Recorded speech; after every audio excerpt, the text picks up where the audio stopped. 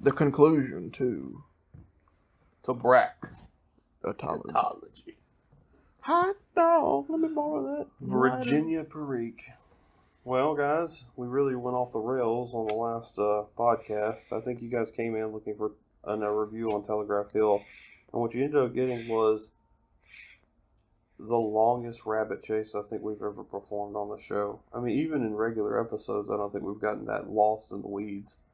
I don't know what it is. Sometimes it's just like that sort of mid to end of the week blues. You just sort of mind meld and just drift off into, I don't get it, but we did not want to talk about tobacco. We just wanted to smoke it. And yeah, we're more interested in smoking it. Which is kind of interesting. If you're, it actually made me think about it a lot, about Telegraph Hill. Telegraph Hill was the only one that actually could be a number one blend in its own right, because it's so nothing that I just wanted to talk. I really wasn't put on or off by any of the flavors, to the point that all I just wanted to do was speak to Patrick. And that might have been...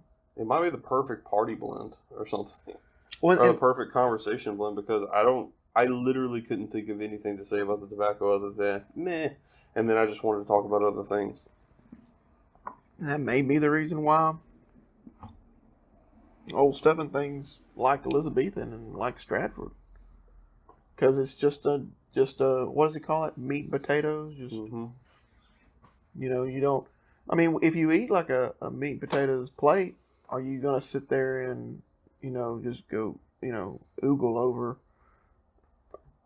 the taste of it? You're just going to eat it because it just supplies you with what you need. And if you just want to smoke and think on something, that might be what the purpose of it is. I mean, I get that.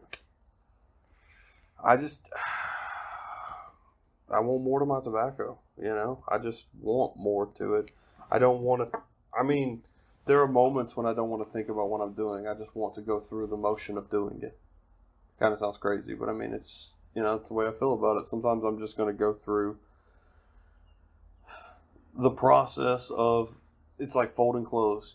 Why do you want to fold clothes? You don't. You just do it. You just do the thing. Every once in a while, I just want something that's just going to behave just exactly like a traditional tobacco that I like. But I still kind of would like to taste the thing, Yeah. You still want to, you still want to enjoy what you're doing. And of course, smoking tobacco, you're always going to enjoy it. But it's almost like if it's not doing everything you want it to do, then it's almost like a waste of time. Yeah, it just doesn't seem like something that I don't want to, like you said, waste the time. You got to think, if you're like the puff master, you still invested 15, 20 minutes on a pipe, more than likely. Yeah. Right? You're not going to be any less than 15 minutes, I wouldn't think. Unless you have a particularly small clay pipe that you're going out for sort of a smoke break, and then it's kind of like, at that point, you're smoking so hard and so fast. Do you taste anything at all? Like, what's that like, Might as well just smoke cigarettes. Right. I just don't get it. With that said, like, any pipe that you load up to the top is probably going to take a minimum of 40 minutes. Even if it's a small pipe. Even if you're especially if you're middle of the road puffing, it's a 40-minute thing. That's the reason why most of our podcasts they only run a little bit over if we kind of fib about when the pipe was over. And we're just kind of still trying to wrap up the conversation, which has happened a couple times. But you're looking at, I smoke for about an hour. Plenty of really relights. I make sure I get all the way to the bottom of the bowl. I'm looking at about 50 minutes or so. 50 minutes plus to smoke a bowl. Sometimes I'll refill, but ultimately it's about 50. That's about an hour episode, so that seems about right, Yeah. So you know, if you're investing that much time, why would you waste it with something that is so boring? I'm sort of with you there. I mean, but so sort of get back to it as far as the conclusion to vapors. I think if you've followed along with us from the beginning, you sort of already know. As far as these 4 contenders, for me, it's a Scudo. Scudo is a great, it's a great all day, I mean, it is,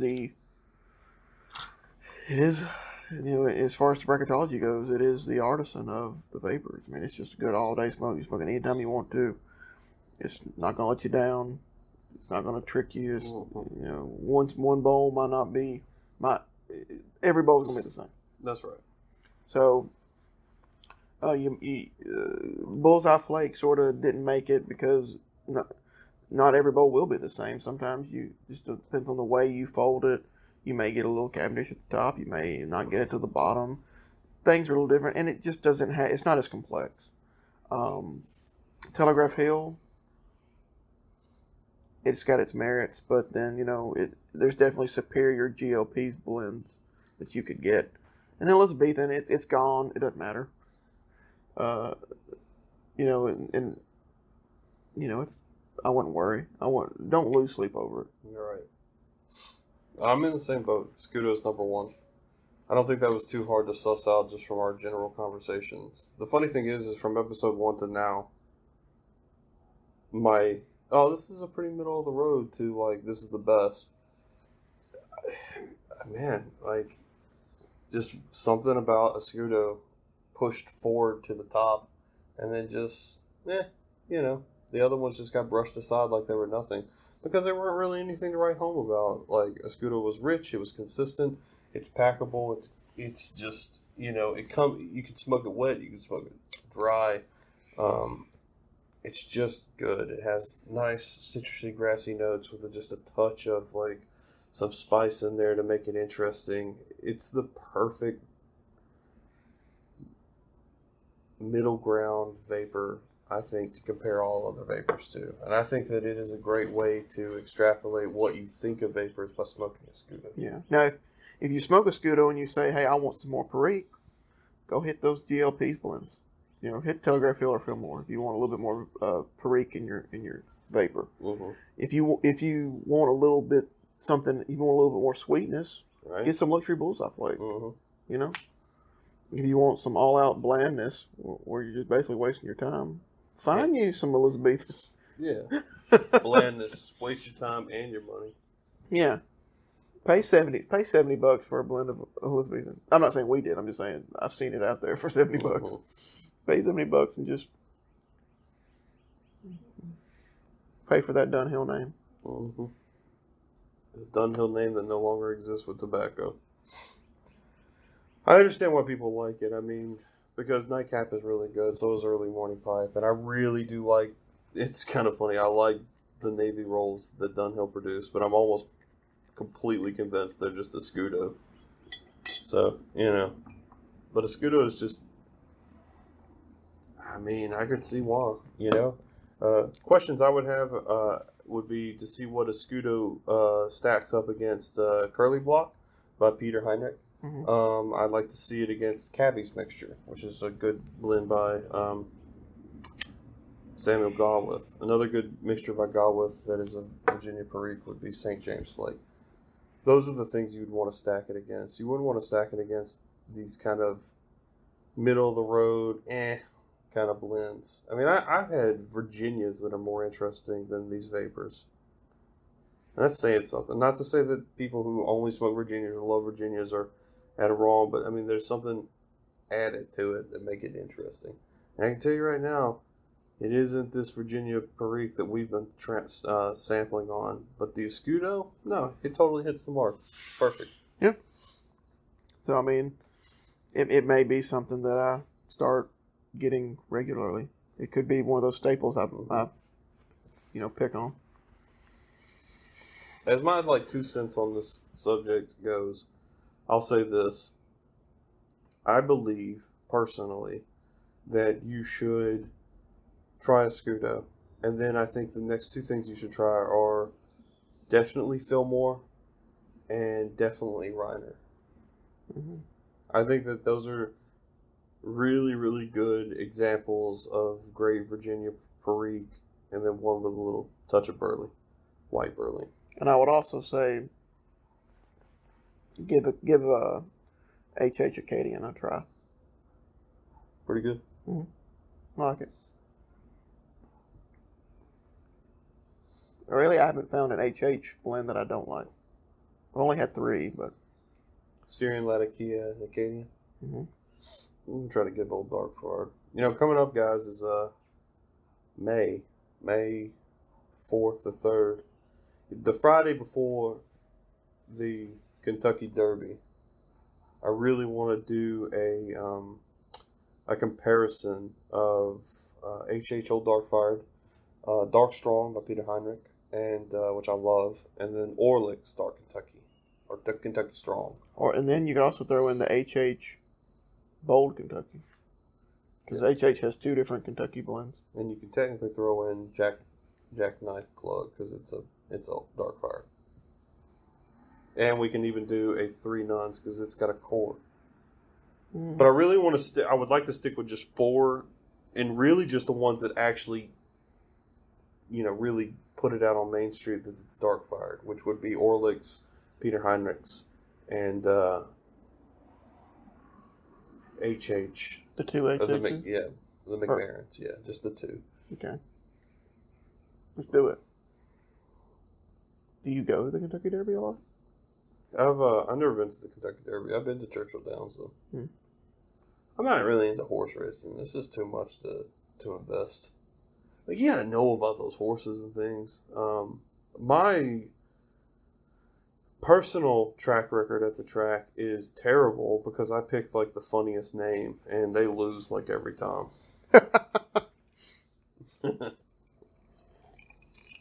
They're probably brought to those races on purpose for people like you. I know, man. Because they add money to the win. They make the pot bigger when there's no way they're going to win. 20 on Wednesday apple bottom. And then I'll see I'll put $100 on 2x4 Chody Roy. It's what in the world? That's the greatest name ever. And then I lose money. And they're always you can tell that's how they sucker you in by these crazy names because they're always long shots. It's what do you... if I ever won one, I'd be a millionaire because it's just it's got a 1 in a billion chance of winning. I'm put 100 on it. We should go up there one day. Mm-hmm. Check it out. I've never been. I'm not into horse racing, so I don't know. I don't know anything about it either. But yeah, so that concludes the 2019 edition, the first annual, or the inaugural, Tobracketology. Yes, sir. So we thank everybody that participated. We always want to hear you guys' feedback. Maybe there's some things about this year's that you didn't like, and we'll try to improve on it next year, maybe. Yeah. So I know this one's gonna be a little short one because we gave you a lot yesterday. Mm-hmm. So again, we hope you enjoyed all these blasts of episodes. But take it easy, pipe smokers. Adios.